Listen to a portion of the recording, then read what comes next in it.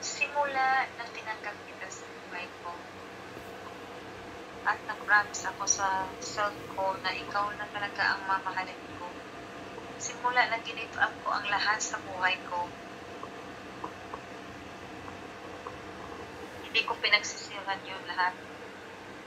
Dahil para sa akin, ikaw na yung mahal ko. Ikaw ang gusto kong makakasama hanggang sa huling hininga ko. At ikaw ang gusto kong humawak sa aking mga kamay habang hinahabol ko ang hininga ko. Ikaw ang gusto tao na nandyan sa tabi ko. Ba't mo nasabi yan? Nasabi ko yan dahil mahal talaga kita. Kaya ko yung patunayan at kaya ko yung isigaw sa buong mundo na mahal talaga kita talaga. What if may the best or whatever na... Yeah, I know they are the best. But for me, you are the best. You know what? Dahil minahal kita ng buo-buo. Hindi lang ang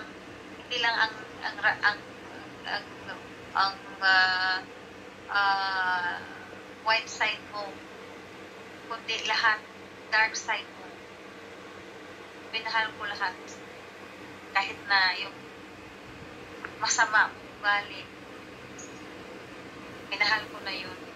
Kaya just in case na kung ano man mangyari sa atin, mag-away man tayo, tinanggap ko na yun na kahit masaktan man ako, pinili kita. Kahit pero isa lang magsabi ko sa'yo, huwag ka na lang magbabae. Kasi pag nang babae ka, pareho na rin pinatay mo ako. Bawa ka na may ibang bagay, maiintindihan ko, pero huwag kang babae talaga. What if pag magkasakit ako? What if pag wala na talaga. As in, zero. Kung wala ka na, meron ako. Kung wala ka man, may meron ako. Lahat ng meron ako, ibibigay ko sa'yo. Paghihirap ko, titiisin ko. Kasi minahal kita eh. Kung if ever magkasakit ka man, alagaan kita. Kasi minahal kita eh. Wala na, pag magkasakit ako, iwanan mo lang ako. Kasi useless na ako noon that. Palangga. Minahal kita nang wala ka. Ibig sabihin nun, kahit wala ka man, magkasakit ka man, mamahalin pa rin kita. Bakit? Ikaw lang ba may kakayanan? Hindi ako disabled palangga. I can do anything. Kasi pag wala nang mag-alaga sa akin, ano na lang ako. Yun na lang. Baliw ba ako? Ha? Siyempre nagsumpa ako sa sarili ko. Na once minahal kita, nandun na yung ups and down, nandiyan ako sa'yo. So, ibig sabihin, for better or for worse, till death to us part tayo. Kung ako man ang magkasakit, alagaan mo ako. Kung ikaw man magkasakit, alagaan kita. Oh, what about pera, financially? Ganun. Bakit? Ikaw lang ba may pera? May pera naman ako. Hindi naman ako tamad. Marunong naman ako maghanap buhay. Kasi nga, so, kung mawalan ka ng pera, may pera ka sa akin. Hindi tayo maghirap. Maghirap lang tayo sa pag-iisip natin, puro sa paggawa, hindi tayo maghirap. Kasi gagawin ko talaga ang lahat palangga na hindi ka maghirap.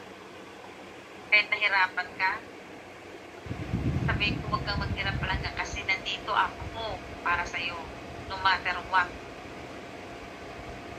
What if may the best pa na, siyempre, pareho kayo, ganito, ganyan, iwanan mo yan, ibibigay ko sa'yo, lahat ng gusto mo sa buhay. Sabi ko sa kanya, masasabi mo, bigay mo sa akin ng lahat, pero hindi mo ibigay ang pagmamahal ni Mr. Allen dahil ang puso't isipan mo at lahat na dito, kay Mr. Allen lang talaga yan. Nasabi mo lang yan dahil inom ka. Langga, tumaan na tayo sa mga ilog na namin pagsubok. Ngayon mo pa masabi sa akin yan. Ganun yun. Ikaw lang nagsasabi yun. Isip mo lang yun. Guni-guni mo lang. Thank you. Ay, yun ang ka? Gi-record ka. Walang tawa na. Hindi ka pala tanggap na. Wala na ako, kumbaga ikaw ang buhay ko at aking mga anak. So, ibig sabihin, pag wala kayo sa buhay ko, wala na rin saya-saya ang buhay ko. Go on, move on. Continue. Move forward. Eh, paano ako makamove on? Ikaw nga move on ko. Ikaw ang buhay ko. Ikaw ang, kumbaga alam mo lang, ikaw ang kasiyahan ko. Ikaw din ang kalungkutan ko. Ikaw, ibig sabihin, ikaw ang lahat sa akin. Ano, anak pa? No comment, no words to say. Bakit? Meron ka pa pag gustong gawin para sa'yo? May kulang pa? Ano pa?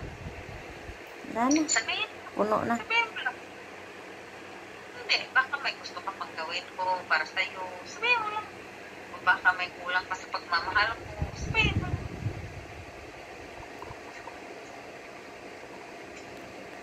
Natulog ka na? Lasing?